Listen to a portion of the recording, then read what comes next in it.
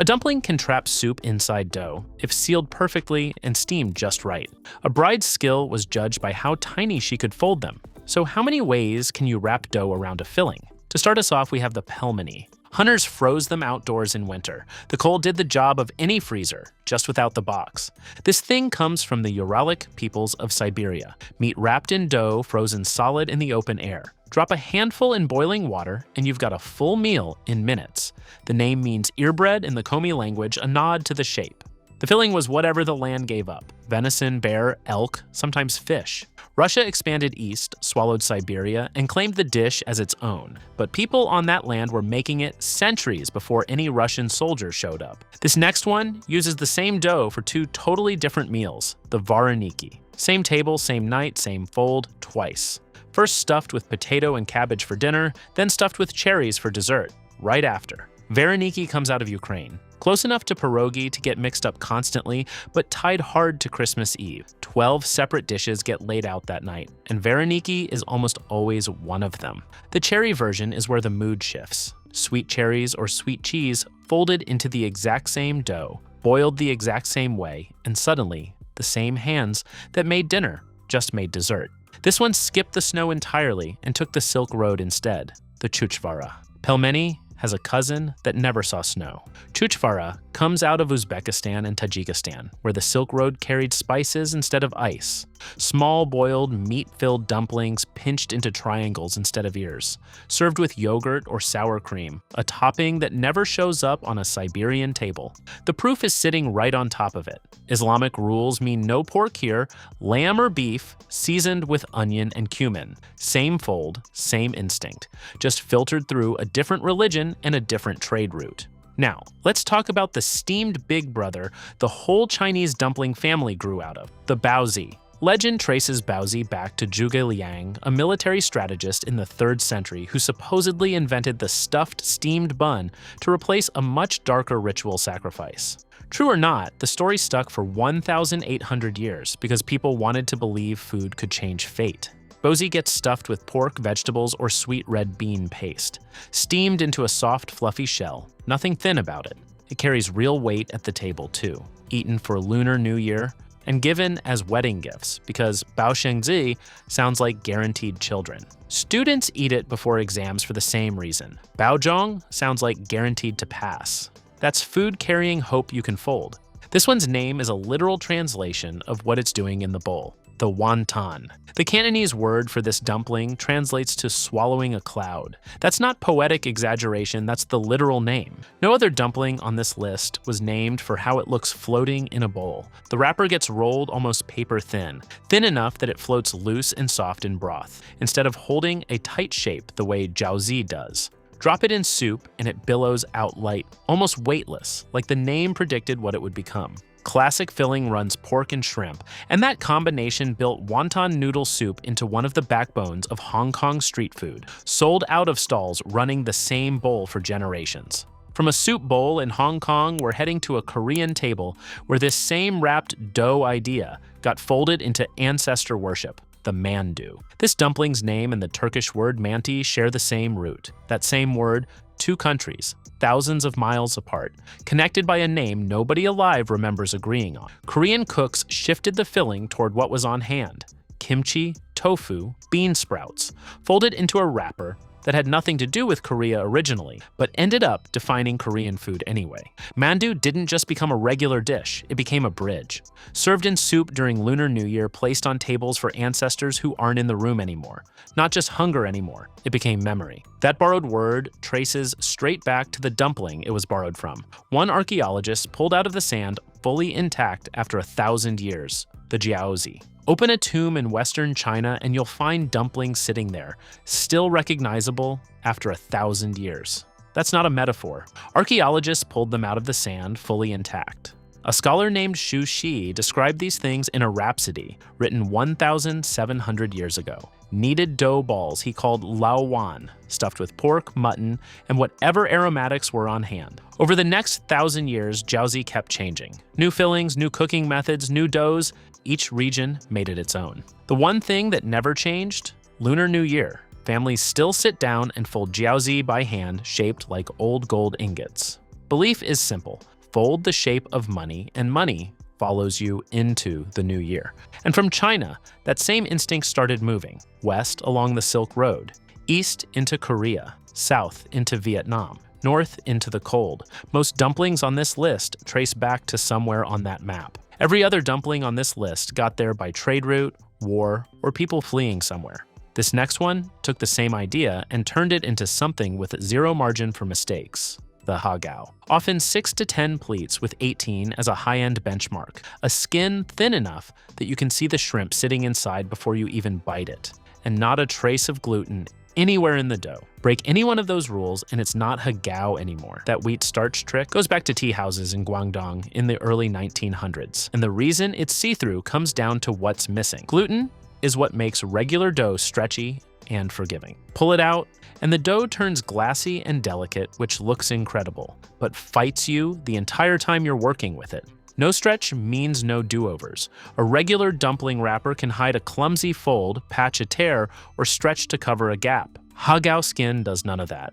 Every mistake sits right there on the surface for the whole table to see. That's exactly why dim sum chefs get judged by this one dish specifically. One wrinkle can expose 10 years of training. Nail the fold, get the skin paper thin without a single tear, and your reputation is made. Botch it, and everyone at the table knows before they've even picked up their chopsticks.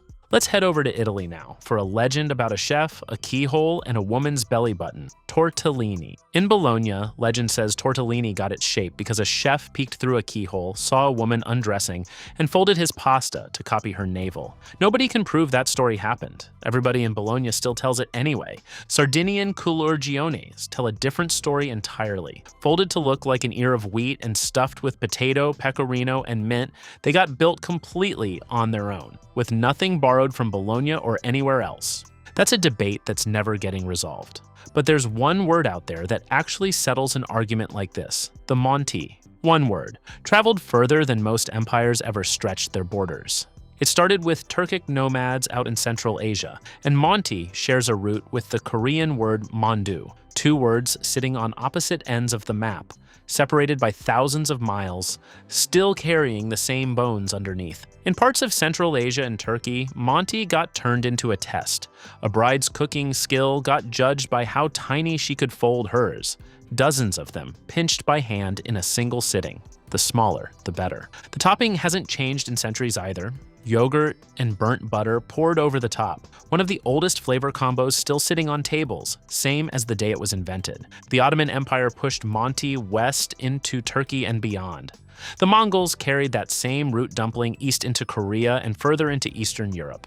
Two completely different empires, spreading the same idea in opposite directions without ever coordinating it. That word traveled further than most empires stretched their borders. The next dumpling traveled through something even harder, a war nobody wanted to remember. Here's one born out of a war nobody wanted to remember: the gyoza. Remember the jiaozi from earlier? This is what happened when that recipe crossed a war zone and landed in a starving country. Japanese soldiers came home from Manchuria after the war ended. They didn't bring back weapons. They didn't bring back supplies. They brought back a dumpling. Chinese jiaozi had been sitting on tables across Manchuria for centuries, but post-war Japan was starving. What these soldiers remembered eating over there turned into exactly what the country needed: something cheap, fast, and easy to recreate from memory with almost nothing in the pantry. What came out wasn't quite jiaozi anymore. The skin got thinner, the garlic got stronger. The bottom got pressed flat against a hot pan until it formed a crispy crust that never existed in the original. The dip, soy sauce, and rice vinegar with extra garlic, was a Japanese twist on a Chinese staple. Over time, the Chinese origins became less central to the story. The dish turned into a national food anyway, crispy bottom and all. This next one crossed a mountain range on a refugee's back, the momo. In the 1960s, a refugee walked out of Tibet carrying nothing but a recipe. No belongings, no home, just a way to fold meat into dough. That recipe ended up becoming another country's national dish without anyone planning it that way. Up in the high villages of Tibet, cooks steamed small parcels of minced meat and whatever else they had. That steam is what set momo apart from the start. No boiling, no frying, just a soft pocket cooked gently over water. The folding pattern got just as particular, pleats pinched tight along the top in a shape you won't find on any other dumpling in this list. When Chinese occupation pushed Tibetan refugees out and into Kathmandu, momo came with them, not in luggage, in their hands and heads. Street vendors started selling them on corners, locals started lining up, and within a single generation, this Tibetan mountain food had become a staple of Nepali street food. Hindu tradition reshaped the filling along the way too. Beef got swapped out for buffalo meat out of religious observance, and that swap created a flavor nowhere else in the dumpling world can claim. Momo carts now run from Kathmandu to Queens, from London to Melbourne. The mountain followed the people who left it. This one comes with rules, and breaking them costs you the best bite. The King Kali. Grab it by the top knot, bite a hole in the side. Drink the broth first. Only then do you eat the rest. Break the order, and the best part is gone before you taste it. Georgian mountain villages built kinkali to survive brutal winters. Spiced lamb and beef sealed into thick dough pouches, twisted tight, trapping every drop of juice inside so nothing cooked out and disappeared. That top knot at the crown isn't for eating. It never was. It's a handle. Something to hold while you drink the broth, then it gets tossed aside. The one part of the dumpling nobody ever eats. Kinkali spread through the Caucasus, into Russia, and beyond. Same fold, same ritual, same consequence. Drink first or lose the best part. That ritual survived wars, invasions, and borders. The next dumpling survived something even harder, a debate that's been going on for centuries. Here's one that shows up at a baseball game 2 continents away from where it started, the pierogi. Pierogi gets served at Pittsburgh baseball games today, dropped into paper trays right next to hot dogs. That's not a fluke. That dish crossed an ocean and never left. It started in medieval Poland, where cooks took cheap ingredients and turned them into a dish that could feed a family for days at a stretch. Where the idea actually came from is still up for debate. Some historians trace it back to dumplings carried west along Chinese trade routes. Others argue Poland landed on the same solution completely on its own, no borrowing involved. What isn't in question is the filling. Potato, cheese, and cabbage went in because those ingredients could be made in bulk, stored through winter, and reheated without falling apart. Exactly what a family stretching a harvest needed. Polish immigrants carried pierogi across the Atlantic, and it never left American food culture once it landed, folded into a city built by those same immigrant communities. Up next is the dumpling that solved a problem nobody had even bothered to name yet, the xiaolongbao.